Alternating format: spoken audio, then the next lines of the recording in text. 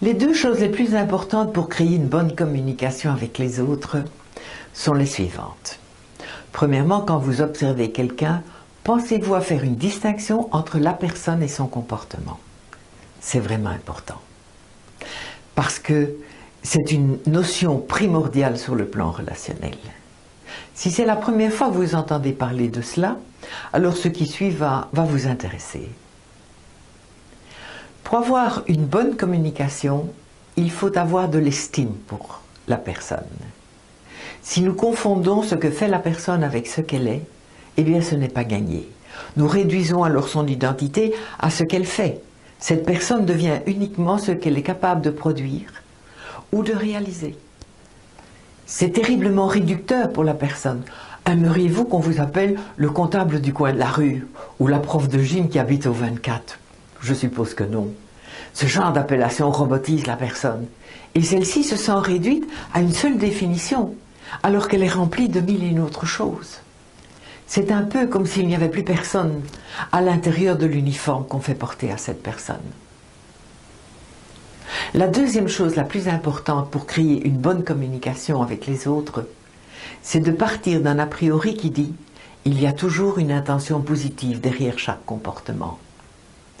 Il est évident que si vous entendez cette phrase pour la première fois, mais de nombreux exemples de violence et d'injustice vont faire irruption dans votre tête. Et pourtant, combien de fois dans notre enfance avons-nous été mis à la cave ou au coin injustement, sous prétexte de vouloir nous éduquer? J'ai encore dans les yeux cet homme de 47 ans, cassé par la vie. Quand il est au travail, il attend de dormir. Quand il dort, il attend de mourir. Il vit seul, dans un appartement délabré, minable. Il a tout laissé à son ex-épouse, la maison, les meubles, les enfants, le chien. Depuis toujours, il est envahi d'une tristesse sans fond, d'une non-estime de lui. Il ne se reconnaît pas le droit au bonheur, pas le droit au plaisir, pas le droit à la prospérité. Il ne mérite rien de tout cela. Tout cela, c'est pour les autres et pas pour lui. Étant petit garçon, il avait une admiration sans borne pour son papa. Et à l'époque, il y avait une très bonne communication entre eux. Mais il ne se sentait pas à la hauteur de cet homme qu'il admirait. Il était convaincu de ne jamais arriver au même niveau de connaissance et d'instruction que lui. Ce qui d'ailleurs ne l'a pas empêché de faire de bonnes études, mais sans s'attribuer le moindre mérite. Comme si c'était normal et comme si c'était pas important. Il avait des souvenirs d'enfance très embués.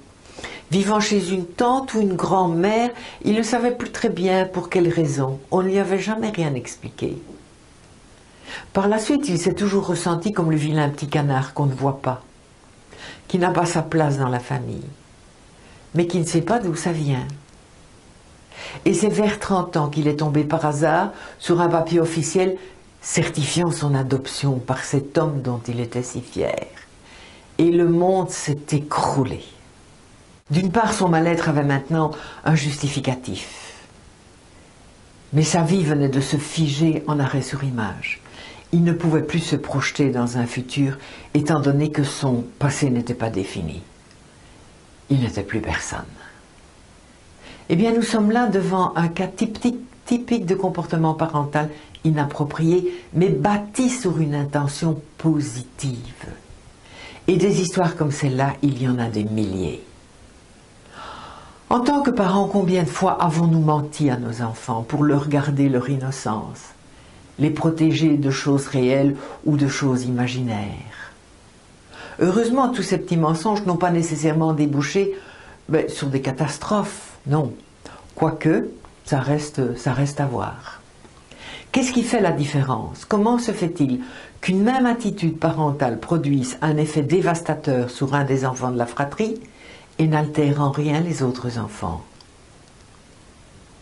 C'est le hasard des connexions neurologiques du cerveau. Si l'enfant vit cette expérience en étant associé à un état émotionnel neutre, aucun souvenir ne s'imprimera dans sa mémoire profonde. Par contre, si l'enfant vit cette expérience en étant associé à une émotion de colère, de tristesse ou de peur, l'ensemble de l'expérience, c'est-à-dire les images, les sons, les émotions, les sensations, vont se souder pour former un souvenir sensoriel qui va aller se loger au plus profond de la mémoire et devenir inconscient afin de protéger l'enfant du mal-être lié par ce souvenir. Alors que faire? Alors en tant que parents, arrêtons de culpabiliser. La vie a des projets qui ne sont pas sous notre contrôle. Et en tant qu'enfant, mettons l'accent sur les maladresses des parents, mais des maladresses portées par de magistrales intentions positives. Si vous aimez les histoires, en voici une autre tout aussi significative que je vous raconterai dans le creux de l'oreille si vous cliquez sur le podcast et que vous indiquez votre adresse email. Alors à tout de suite.